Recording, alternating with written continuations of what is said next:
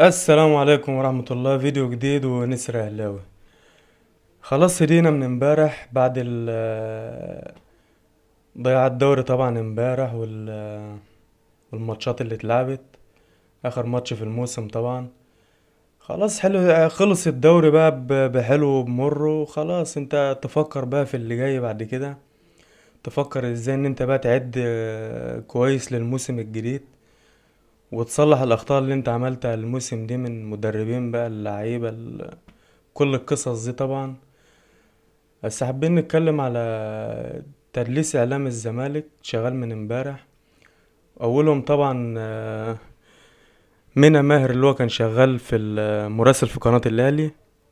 طبعا احتفل براحتك، محدش يقدر يقولك ما تحتفلش، ده حقك يعني، بطولة بتاخدها كل 10 سنين فلازم تحتفل براحتك يعني. لكن انا بلوم على مجموعة معينة اللي هي غاوية نشر الفتن وخلاص. امثال طبعا احمد حمودة اللي بيطلع مع خالد الغندور، امثال منى ماهر المراسل اللي كان موجود في قناة الأهلي قبل كده وجاي له دلوقتي في الكلام. أمثال طارق السيد اللي هو جواه حقنة يعني. يعني انت عندك واحد زي منى ماهر اللي كان شغال في مراسل في قناة الأهلي، وكان بيحب الأهلي ويبص الشعار بتاع الأهلي في اللقاءات اللي كان بيطلع ويغطيها. أول ما راح لقناة الزمالك بقى خلاص مشجع درجة تالتة يعني. طيب دي نقطة. في نقطة تانية عايز اتكلم عليها محمود وفا واحمد بالحاج. محمود وفا زي ما قلنا امبارح انه في ضربة جزاء زي بتاعة سيراميكا بالظبط، حسبها تيبيكال نفس الكرة بالظبط، وحسبها ضربة جزاء عادي. ده يدلك ان هو حكم عنده سوء النية اصلا، ان هو كان نازل عايز يخسرك الماتش. احنا طبعا ما بنشكش في الحكام او بندخل في ضمايرهم، بس ده حكم من الدور الاول، وهو شغال معاك في نفس الاخطاء التحكيميه دي وواضحه قوي يعني لاي حد. بالنسبه لاحمد بالحاج كمان امبارح بيبص العواد على زاويه اليمين، بيقول له انا شوطها لك على زاويتك اليمين هنا. طلع عواد مع مدحت شلبي بيقول له لا، دي سوشيال ميديا يا كابتن ومش عارف ايه والحاجات دي. يا كابتن ده باصص لك على الزاويه بيقول لك ان انا احطها لك هنا يعني، وباين قوي لاي حد. بس مش مشكله يعني، خلص الدوري خلاص بحلو وبمره، وهنركز في اللي جاي ان شاء الله.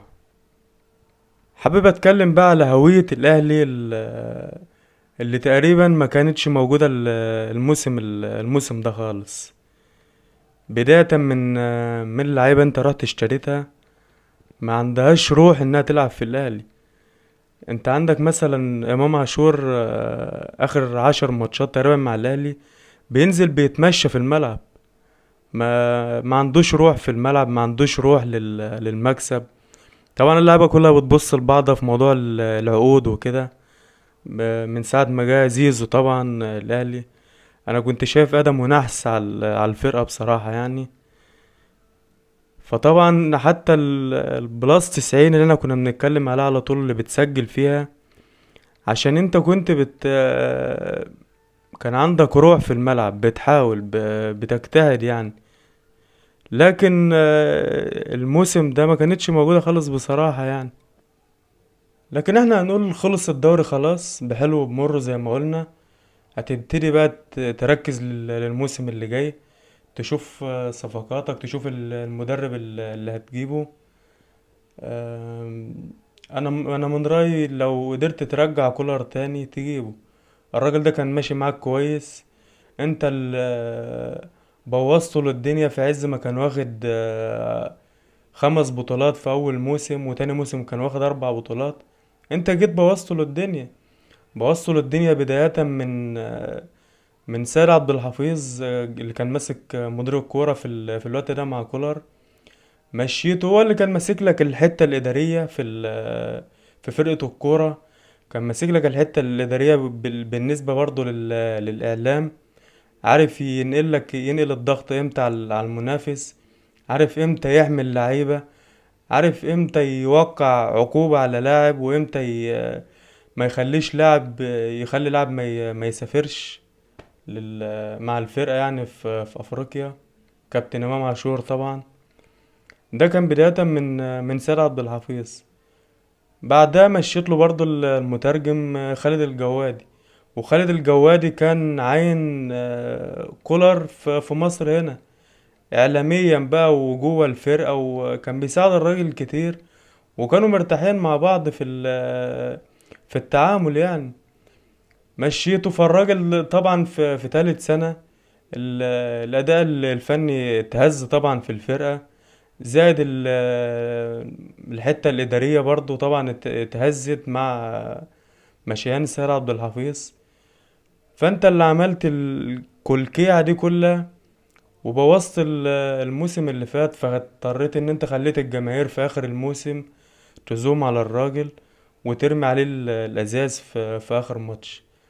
الراجل لو كان كمل بالاتنين دول معاه، كان كمل معاك السنة دي وكان حقق بطولات برضو السنة دي، وما كنتش طلعت بموسم صفر برضو السنة دي. طبعا دلع النجوم في الموسم اللي فات ده كان كتير. اولهم طبعا الكابتن امام عاشور اللي بينزل بيتمشى في الملعب في الماتشات.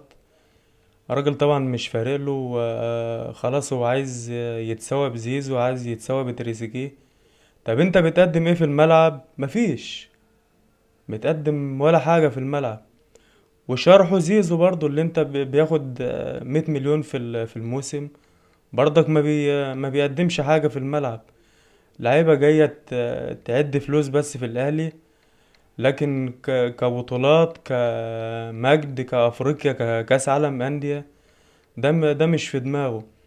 ترتب على ده طبعا ان هوية الاهلي ما بقتش موجودة في الموسم ده. الروح طبعا ما بقتش موجودة.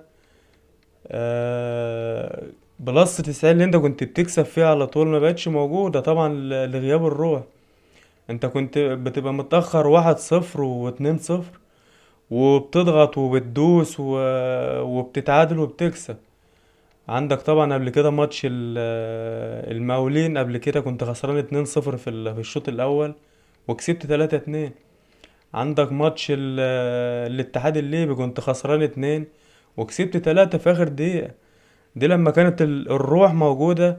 فطول ما الروح موجودة وانت بتحارب على المكسب، هتسجل في اي وقت. لكن طالما الروح مش موجودة خلاص، لازم كنت تطلع بالموسم السيء اللي انت طلعت بيه السنة دي. فطبعا لازم تعيد بقى حساباتك من اول وجديد تاني، تشوف اللاعب اللي هو يليق على الاهلي فعلا، اللي يفضل موجود. احنا الاسماء طبعا احنا مش عايزينها في الاهلي. ويعني في نهاية الفيديو زي ما قلنا، خلاص مش نهاية المطاف، مش اخر الدنيا، موسم معدى. زي ما قلنا لازم تعيد بقى حساباتك وترتيب البيت من اول وجديد، عشان ترجع تكتسح من افريقيا من الموسم اللي جاي، وترجع بعبع افريقيا تاني، وترجع لكأس العالم تاني، وترجع لمنصة التتويج تاني. فبنتمنى التوفيق في الفترة اللي جاية ان شاء الله. و... ولو وصلت لحد هنا وبيعجبك المحتوى، ما تنساش تعمل اشتراك في القناة ولايك على الفيديو. واشوفكم على خير ان شاء الله في فيديو جديد. سلام عليكم.